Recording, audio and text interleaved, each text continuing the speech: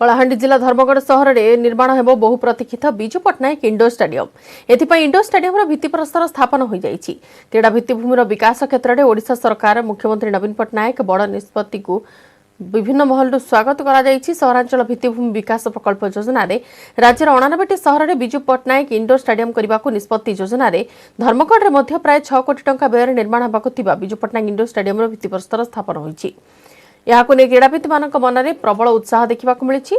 धर्मगढ़ विधायक मौसुदी बाग अध्यक्षतार होता कार्यक्रम में धर्मगढ़ उपजिलापाल पावर सचिन प्रकाश स्वतंत्र अतिथि भाव जोगदेइथिले जड़े विशिष्ट क्रीड़ाविद द्वारा यार भित्तिप्रस्तर करा जायथिला।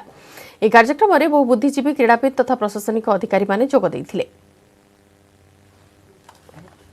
स्टेडियम नामापाई स्वप्न थिला आज ता उद्घाटन हो जाइछि मुख्यमंत्री निर्देश क्रमे। हेले इंडोर स्टेडियम हेबा द्वारा आम अंचल छात्र छात्री माने इंडोर गेम रू से माने आगो को जाई पारिबे। इंडोर गेम रो सुविधा पाई पार नथिले आमर पुଅ झिଅ माने उपकृत हेबे। जातीय तथा राज्यर को जाई आम देशर ना कमे।